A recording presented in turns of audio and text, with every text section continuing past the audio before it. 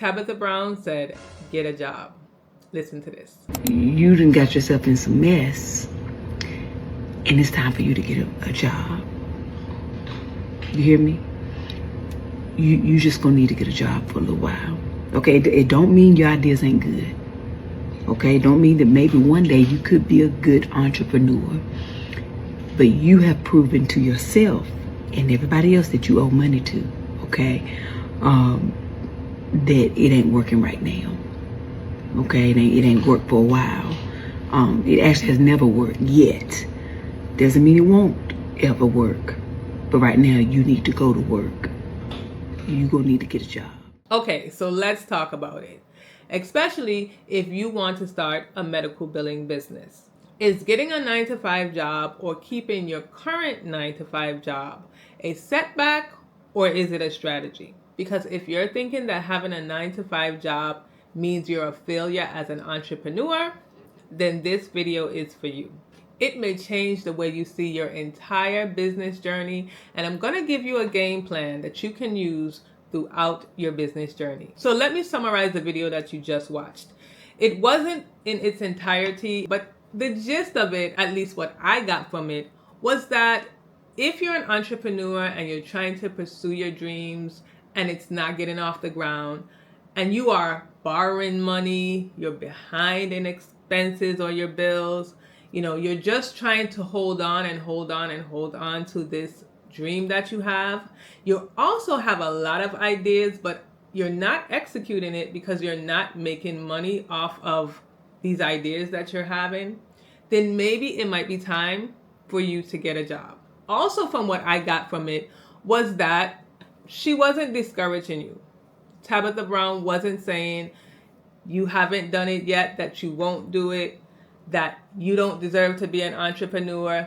And of course, she didn't say that this applies to everybody, but the internet was all up in arms. Now, what I took from it was 3 points. The first one was that your ideas and execution are two different things. For me as an entrepreneur, I have so many ideas. If you only knew how many businesses I started in my head, you would be like, Tamika, quit it. Like, how many things do you want to do? But I have started so many businesses in my head. I have so many ideas. Now, how many have I executed? That is another thing. And I haven't executed many of them. Probably about 5 or 6 of them, of which a lot of those failed, if you want to call it failed, or it was a learning lesson. And I actually have a billing business, which is successful, and a button personalized business. I think I've spoken about my other business on this channel, but only 2 of those have actually been having some form of success. Her second point was funding. If you can't fund your business, sometimes you have to put out a lot of money first before you actually get the business going, and then you're not making too much money to pay yourself back. There's so many things when it comes to starting a business. Funding is very important, and that is something that you will have to think about when you start a medical billing business. Stability is the last point that I got from her video. And you want to make sure that your business is stable and that your personal life is stable. Because if you are an entrepreneur, a full-time entrepreneur, or if that is what you want to be, then you want to make sure that your personal life and your work life is stable. You want to make sure that you can bring in consistent money, that you'll be able to fund your lifestyle and be able to live well and work well. And I think those 3 things are the points that stood out to me within this short video. Now, how does this apply to medical billing business owners? You're here because you probably want to start a medical billing business, or you have just started out, you're kind of in the beginning phases, and you want to know, how does this apply to medical billing business owners? As I mentioned before, cost is a big thing. So if you don't have the funding to even start up your business, then you won't have a business to start up. You need to make sure that you have money for your license, for your LLC, for your computer, for your printers, for insurance, for supplies, for a place to actually do it in. you need to make sure that you have the funds to do that. Now, this is dependent on how big or small you want to start it up with. I did a video that talked about how much it actually costs to start a medical billing business, and I'll link that above. But pretty much it depends on where you are and what you want to do, how big you want the business. There's a lot of factors that you have to include, but you will be spending some type of money. Also, with Tabitha mentioning to get a job, this applies to us as medical billers because either you have a job currently, or like I said, you might say, oh my God, I need to look for a job. And that might be for different reasons. The first reason might be experience. Now, if you are maybe in a different field and you don't have any experience in the medical billing field or the healthcare field, you may want to get a job within that field. That doesn't mean that you can't then branch out and start your own medical billing business, but you might just want some real life experience. You know, you might have taken the classes, and the classes, I've told you before, does not tell you everything. There's no way you're going to learn everything. If you actually have hands-on experience, work experience, that is a benefit to you. You also can use your contacts within these areas. So if you do have experience as even, someone in the front desk or in some type of administrative role within a practice, a hospital, a pharmacy, somewhere like that, you can use your contacts that can help you when it comes to your business. So you might not be in business at the time, or you got this job just for a little while, 6 months to a year or something, until you can get on your feet. And you start to make contacts. You start to network with people. I always talk about networking. I have learned more and more as the days are going by how important networking is and how it can open up new opportunities and new doors for you. So if you already work in the healthcare field, that's like a added plus to you. Now, if you don't be discouraged, because I'll talk about that later. Then there's the credibility that you build when you are within that same field. So when you go off on your own, when you branch off to start your medical billing business, you can let people know about the things you have already done and the credibility that you have in the field, and that can help you as well. So those are some things that you can apply towards your medical billing business if you decide to get a job, or if you are currently in a specific position in the healthcare field as a medical biller, as admin, or any of these areas. Now, don't forget to download your medical billing business checklist. It is in the description box of every video that I have, and it's free. So I'm not sure why you have not downloaded it yet. It is a 12-step guide that will get you from point A to point Z when it comes to starting your medical billing business. So if you are serious and you want to start your medical billing business this year, download the free checklist. Now, here is the smart way to work your job and build your business. Here is your game plan. It's a 3-step plan. And the first way is to use your job to align with your business goals.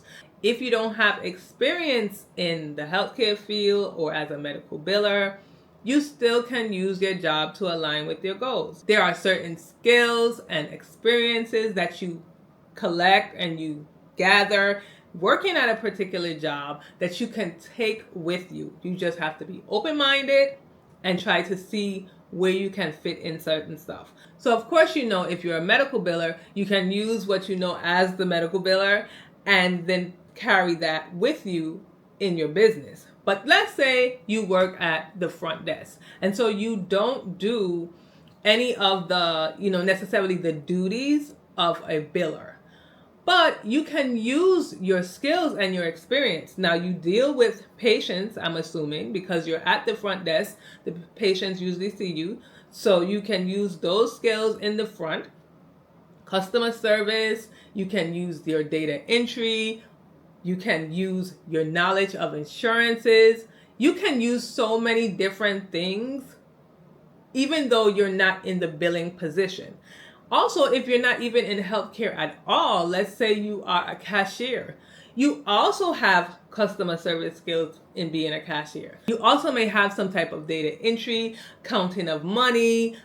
When it comes to billing, you deal a lot with figures and money and stuff like that. So you can use your skills in different jobs to take with you over to your medical billing business. So number one in your game plan needs to be to use the skills that you have and the skills that you can acquire as you are in your job to help you build your medical billing business. The second thing you can do, and this actually should have been the first, is to leverage your job to develop your entrepreneur habits. Now, as an employee, you will have a certain mindset. You know, you're not responsible for everything that goes on in the company. You usually just do your job and the duties that you have. You're kind of, probably closed-minded and just think about what you need to do. But when you have a business, you're going to have to shift your mindset from employee to a business owner. And you can use your job to do that.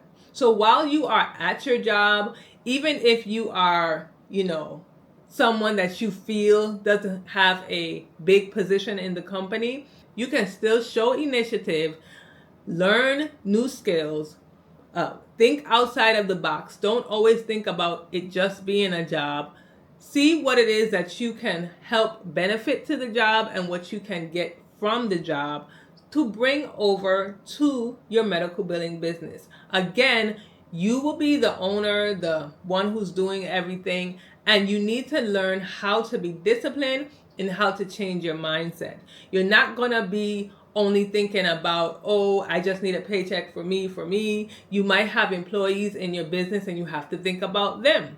You have to think about your clients. You have to make sure that they're happy and that, they continue to come back to you. You have to look at your finances. There are so many things that you have to do as a billing business owner. And so you can use that time in your job or in the job that you get to be able to shift your mindset and start thinking like an owner and not an employee. I probably should do a video about that because it took me a while to try and make that shift. I know that I was good in doing the billing and doing what I had to do, but I did not have a owner's mindset. And I needed to do some work on myself in order to make sure that my billing business was successful. Then you need to set boundaries and create a timeline. Just because you have a job or you have gotten a job doesn't mean that you have to stay in that forever. Like Tabitha said in her video, you might need to have a job for right now. Right now does not mean forever. I truly believe that everything happens in its time and for a reason. And the timing might not be right for something.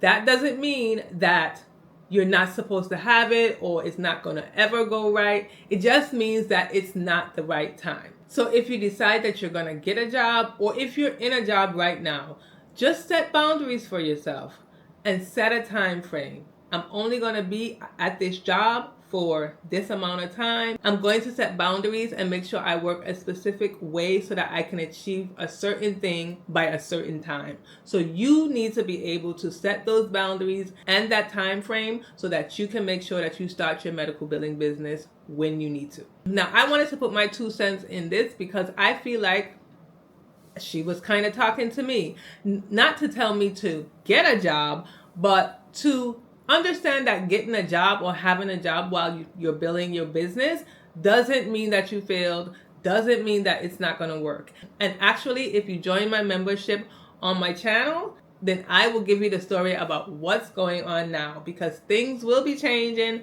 Stuff is transitioning and changing. And so I'm going to do a little story time on my membership page. So make sure you check that out. There are 3 levels. And in order to see my videos, my member only videos, you have to be on the 2nd level or the 3rd level. So there's some videos already on there, so just make sure you check it out. But I will be giving you that story. So there's nothing wrong with having a job and keeping it while you're building your business, or maybe starting your business, realizing that you need a little bit more time and things are not necessarily working out the way it is and getting a job. But as long as you keep your dream, continue to execute what you need to execute, then there should be no issue. But if you're thinking to yourself, how can I have a full-time job and build my medical billing business, then make sure you check out this playlist right here. It has about 15 to 20 videos within it, and it goes through the different things that you need to know and how you need to do them when you are working a full-time job and wanting to start a medical billing business. I'll see you in my next one.